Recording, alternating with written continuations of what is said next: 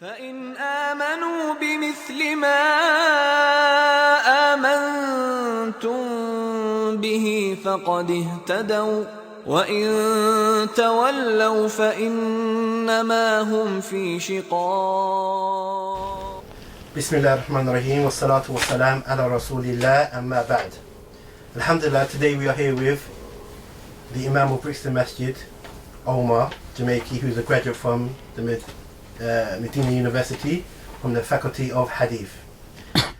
This is a follow-on or a continuation in regards to the Lahmami affairs, in which he chose to slander the Masjid and Ustad Umar, and some challenges were made to him and some rebuttals were made to him, and to this day, which is a month and plus following that opportunity for him to rebuttal, we would like to see where we are and where we stand today. So my first question to you, Imam Umar, is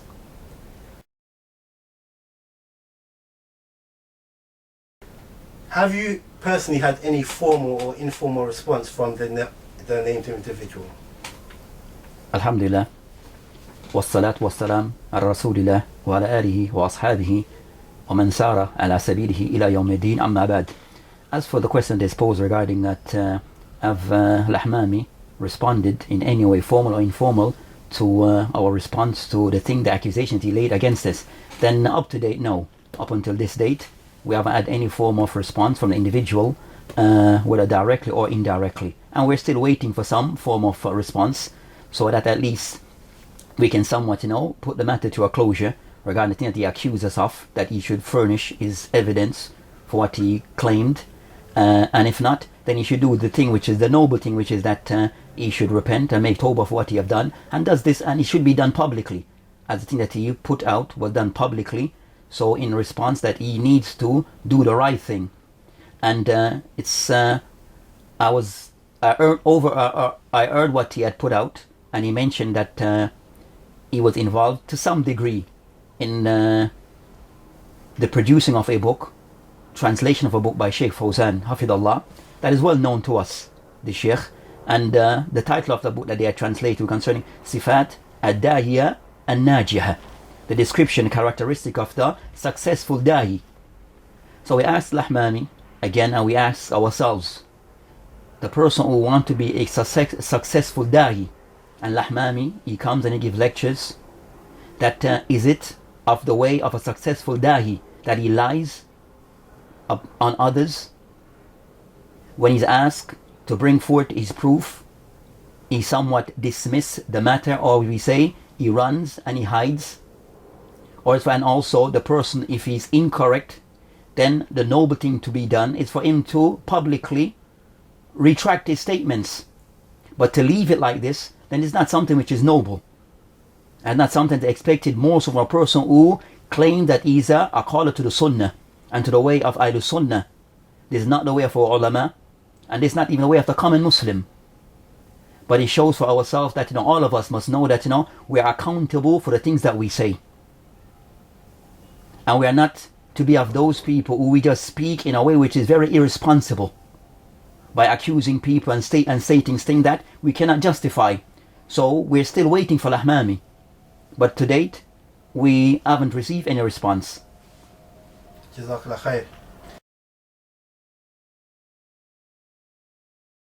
Just in addition to that question, I'd just like to ask you, has Lahmami or others who have this like-minded approach ever approached yourself or the current Brixton Masjid administration to advise you in regards to the matters that were raised? So as for this particular question regarding as any himself, seeing that he said that he's North Brixton and affiliated, has some involvement with Brixton in the past, so he knows the brothers around, he knows us himself and others like him. For the past 10 years and since I've been here, none of them have yet to approach us and try to sit and try to discuss these matters, or in any fashion or shape, to make any contact and to have any discussion or bring to our attention things that they believe that we should be aware of. None have yet done so. Jazakallah khair.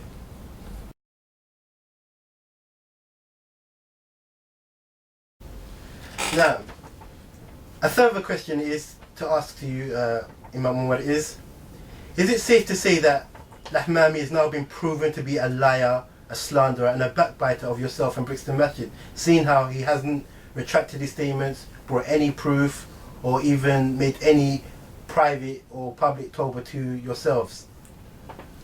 So as for this matter regarding considering Lahmami, based upon the result of this, that do we deem him to be a person who's a liar, a slanderer, a backbiter? This is not regarding this matter, that I wouldn't per se generalize that a person is to be called a liar. But what would I say? In this matter, then he has proven that he has made accusation that he needs to bring forth the proof, and based upon this, in this particular case, then yes, he has lied against us. In this particular case, he has lied against us. But to generalize that he's a liar, he's a then that's another matter. And Allah subhanahu wa ta'ala, that we are commanded to be just and fair with people, even those who may oppress us. Jazakallah khair.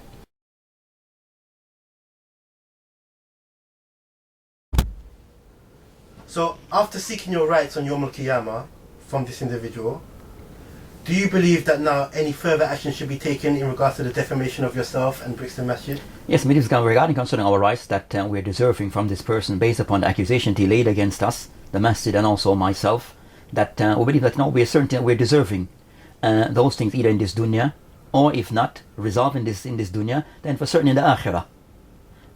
So as for Lahmami, then we are expecting for him to do the thing that which is right and to correct the matter. And as for what we're deserving, then we're deserving what we're deserving, where he bring forth the evidence either for or against us, and then we can resolve the matter in a way which is suitable. Right.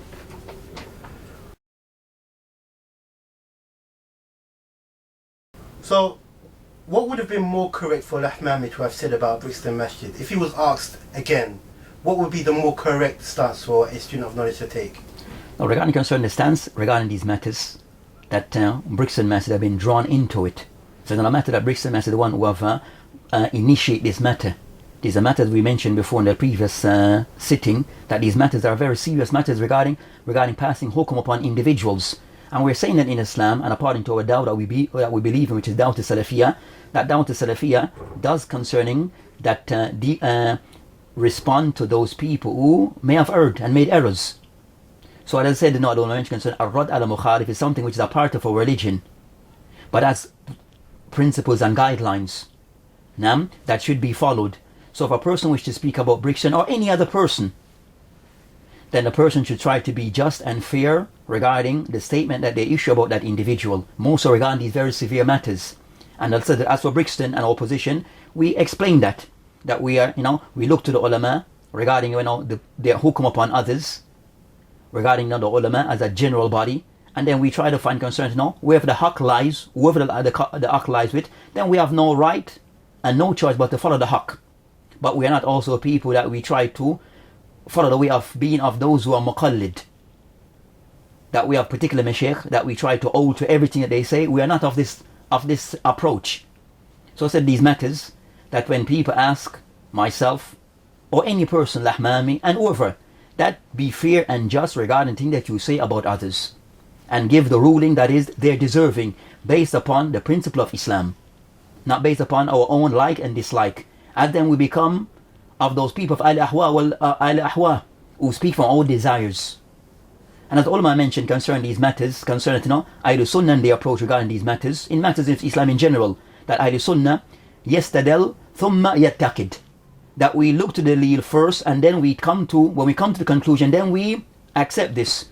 But we are not of those people yattaqid thumma yastadil, that we have a view and then we try to find the dalil to prove our point. That's not the approach. That's not the way that we should approach these matters. So I said, for ourselves, as a guide for ourselves and for the likes of Lahmami and others, that follow the correct procedures regarding these matters.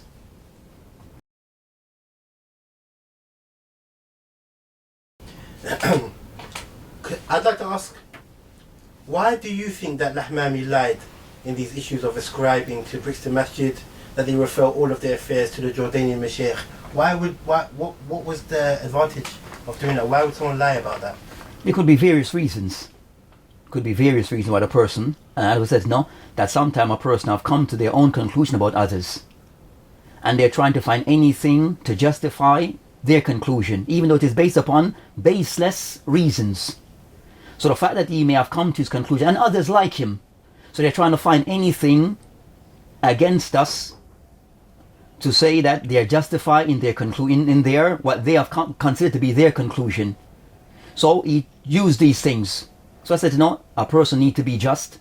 The ulama of Ahlul Sunnah, who have written on this particular topic concerning Ar-Rad al-Mukhalif, that they give guidelines regarding the person who wish to discuss these matters or look into these matters. There's guidelines that need to be followed. There's usul wa dawabit. And of those things that a person need to take on board. One, that the person of ikhlas, that is acting an act of ibadah. And in trying to defend Islam, but it must be done with ikhlas. That the person not doing because you want fame, you want acknowledgement from others, you want glory, you have your own self-interest at heart. Those things should be away from us. But the person do it lillah. Second thing regarding these matters that ulama that I've mentioned regarding concerning the person regarding these matters concerning, try to be this is based upon al-ilm wal-adl wal-insaf. The person that he has knowledge regarding these matters and these affairs. Also the person is just and fair, that he pass the judgment upon others that they are truly deserving, and not to go overboard regarding these their judgments. Also the person he makes tathabbut, that when a person wants to speak and accuse others of things, that first you try to ensure that those people, that they are guilty of the things that you accuse them of. So ensure that those things that are things that they have said, things they have written, but sometimes can be confirmed that those people actually did or they actually said those things. So these are things that one needs to take into consideration regarding speaking about others and enter into these matters. I said no, when these things are absent, then there's room for the shaitan to play with the Muslims. Allah musta'an.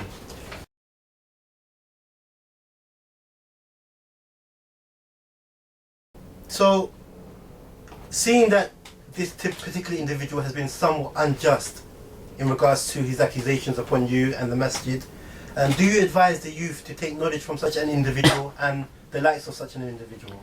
So regarding concerning, taking of ilm from others, myself and others, and even this individual that is being mentioned, Mr. Lahmami, that as for myself, I said no, for a person regarding taking ilm, we go back to the usul of dawah salaf regarding matters concerning who are we allowed to take knowledge from. What are the guidelines that ulama have given to us? And we use as a criteria to measure people, whether myself or any other person. So we need to go back to these usul. What are the things that they mention in general of the things they will discuss concerning that person that is known that is of those person of akhad al-ilm min al-ulama. That a person that is known that he have taken knowledge from the correct sources, from the ulama, from tullabul ilm al-kibar, or the person is a graduate from a reputable Islamic university upon the sunnah. So the person have gone through a process where he himself have taken ulama from sources that are credible. And he has done, and that, I want to say take knowledge from those sources, not you sit in a person for a month or for 2 years. For 2 years, the person have to stay with them for a time that is sufficient. The person have learned and is equipped that is able now can discuss these matter, any matter of Islam. And he have studied the various sciences. He have studied mustalah hadith, or usul al-hadith, usul al-fiqh, tafsir was usul. He have studied these things. So not just the person that have studied salat or usul and become qualified to talk about others. That's unacceptable. So the person regarding these matters, that is not taken from people, that the person have one, he have taken knowledge from his correct sources. Second, that person that is known to be a person that he applies the sunnah upon himself first and foremost. So what he have learned, he himself is applying. So he can see the sunnah upon the person in the way of his character, in the way concerning his ibadah. So we see that the person himself is implementing the sharia. Thirdly, that person that is known for amongst his community to be a person who's known to be a person of outstanding character. A person is reliable, credible. So the people in his community can testify that person is of this type of way. Also that person in his da'wah that he calls to the sunnah and the aqeedah of the Salaf as-Salih.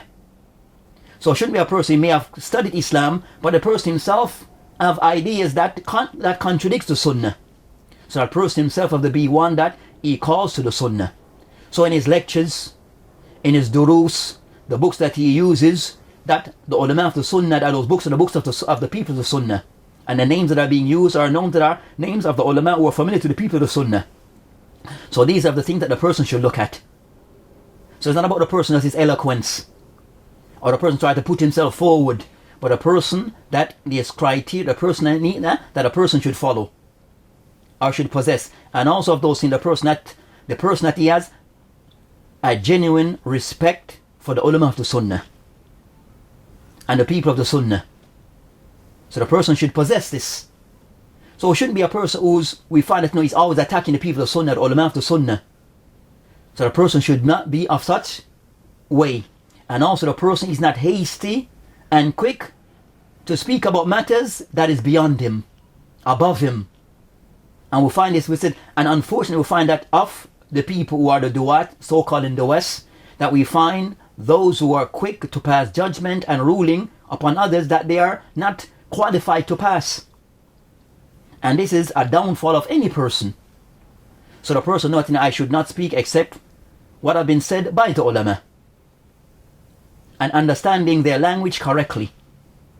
And also that person should should also be a person who that he possess the language of Lughat Arabiya, that he have studied and have some good possession of this language. So the person can go back to the sources itself of Islam. So these are the things that anyone who have they possess these things, they must benefit from this person.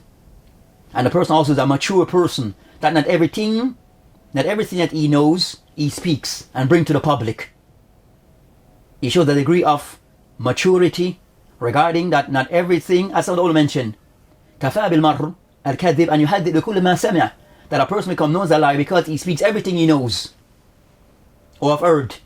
So the person has that level of maturity, that he knows what to bring to the attention of the people, which is things that should be of their benefit.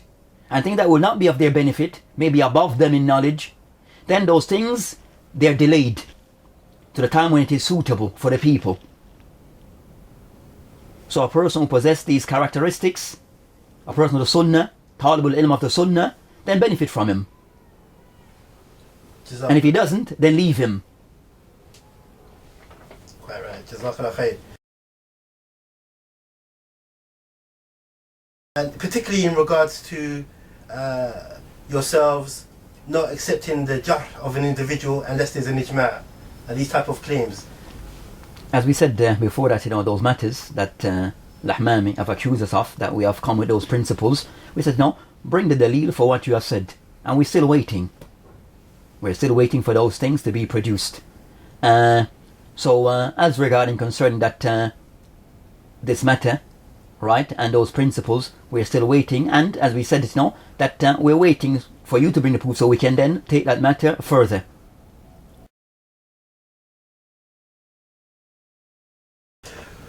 Could I ask, what do you conclude from Lahmami's not responding to your challenge to bring these proofs? And did you expect him to respond or bring his proofs? Sorry about the question, because I get... Sorry.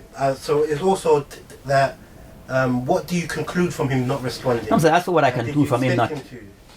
what I can somewhat can take from is lack of response, that either the person that is trying to be dismissive, and try to make it seem as if that they only respond to what they want to. I would say we'll find that this is a trend regarding those people that they quick to pass accusations against others, but when they're held accountable for their action, then they become silent. And sometimes it's not that they're it's because of their lack of able to can respond and bring forth the proof regarding the things that they are claiming. And we have seen this pattern not with him but with others like him. And we think of recent time when Sheikh Salih as-Suhaimi, that he mentioned certain matters regarding a particular individual that was known that he was defaming a person of a Talib al-Ilm that is respected. When Sheikh Salih Suhaimi sat with that person, asked him, bring your proof against this person. Don't tell me about this person, this and this person, that. Bring me things that is direct. That person was not able to respond.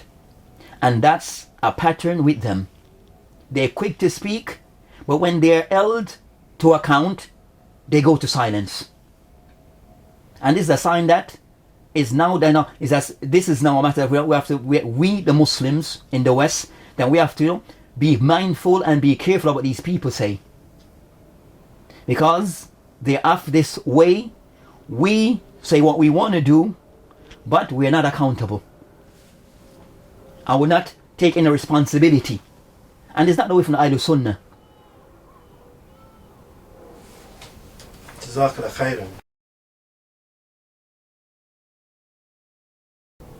I'd just like to ask you, what would you advise the Salafi youth in London? What is your general advice? My general advice regarding to the youths type, and my advice can only be something that the ulama have advised us.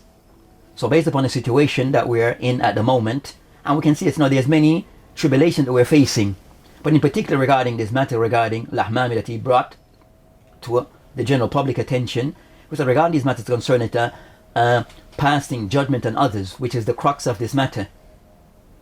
Regarding passing of judgment upon others, which is the core of this matter, we say regarding this matter that we go back to our ulama. We go back to the kibar ulama, not just any alim. We go back to the kibar ulama regarding these matters. And this matter has been discussed by some, and for some people believe the matter need further clarity. Then they go back to those people who are considered to be outside, who are neutral amongst the ulama, who can look at the matter and also give their judgment. But these matters, it goes back to the kibar ulama. So as for the youths of London and wherever we may be, that are the things that the ulama have advised us regarding these matters today, that not to give these matter the attention it is, more attention it is due. Yes, they are due a degree of attention, but do not go overboard in giving these matters all your attention night and day. And it's the only thing that we discuss. We have to learn the matter concerning salat. We have to learn concerning the aqidah of Salaf al-Salih. We have to learn concerning akhlaq. So give everything they do, and not to go overboard regarding particular matters. So we the Salafi youths and Shabab, that we need to go back to the data we need to take from the ulama and benefit from them. This we have somewhat moved back on these particular matter. Also regarding the youth, we said to know that these matters regarding when it come to our attention, that these individuals discuss these matters, and if they need to be discussed, the person need to bring his proof. And he need to bring the proof concerning that, mention the sheikh who have discussed the matter, and mention the sheikh's name. And that's an amana. That is something that's upon our shoulders. The person need to mention the sheikh that he is quoting. Need to mention also the thing the sheikh, the criticism of that sheikh. Why is he criticizing this person for this matter? What is the shortcomings of that person? And the dalil. So the matter, it goes back to the ulama. And also because we are people we are still learning Islam. Now, that not to be hasty regarding getting too involved in these matters. That most of the people who are being spoken about are people who are unknown to us. Most of these people come known to us due to those people who always discuss them. You are the one who have brought those people up, brought those people to the people's attention. But as we said, these matters go back to the ulama. We only go back to them, not to the likes of the people who like to bring these things to the general people's attention, as they sometimes create chaos. Barakallahu feek.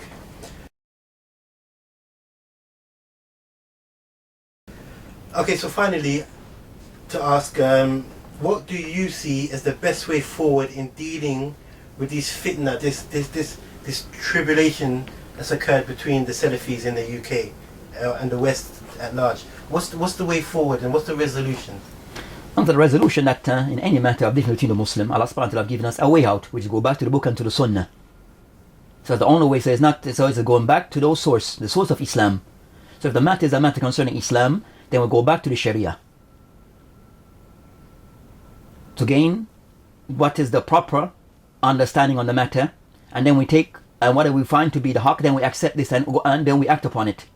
But we said no, that I think there's other things that have entered into these matters. So rather than the matter being a matter which is ilmiya, shar'iyya, is matter that more concerning either going back to a matter which is more of a personality than a matter of Islam. It's a matter of people wanting to gain popularity rather than a person wanting to bring forth the truth. Rather than a person bringing clarity, the person bring confusion. So when those things enter and we lose the objective regarding resolving matter which is going back to the book and to the sunnah, or at least go back to the ulama who are neutral in these matters, who haven't per se been directly involved to resolve the matter, so each side can put forth their position to those ulama, and those ulama can look at the matter and then give the judgment that is deserving to all. Unless we go back to those things, we will still not resolve those matters, because the lack of many things: ikhlas, ruju ila kitab wa sunnah, ihtiram al-ulama, wa nasiyat al-ulama. We have lost these things. So don't go back to the book and the sunnah anymore. We go back to what suits us. We don't go back to the ulama who are not directly involved, for them to judge between us by hearing all the sides involved, to hear out all the parties involved, so they can state their position, and then the matter is looked at. But we have left those things, and more so involved in trying to explain what is to our advantage. So that with this we ask Allah subhanahu wa ta'ala that He guides us all, ourselves and Lahmami, to the haqq, and that Allah subhanahu wa ta'ala, if any way that we are people who can be a vehicle, a tool to guide the people to the right without confusion, that Allah subhanahu wa ta'ala let us know that we're able to contribute to this, then we hope can do so in a way which is of benefit to Islam and to the Muslim, and more so to those people of the Sunnah, and not to be of those people who takes the people away from the Sunnah and divide the people of the Sunnah. We ask Allah subhanahu wa ta'ala to protect us from this. وبالله توفيق وهذا السبيل. جزاك الله خير وبارك الله فيك. السلام عليكم. وعليكم السلام ورحمة الله.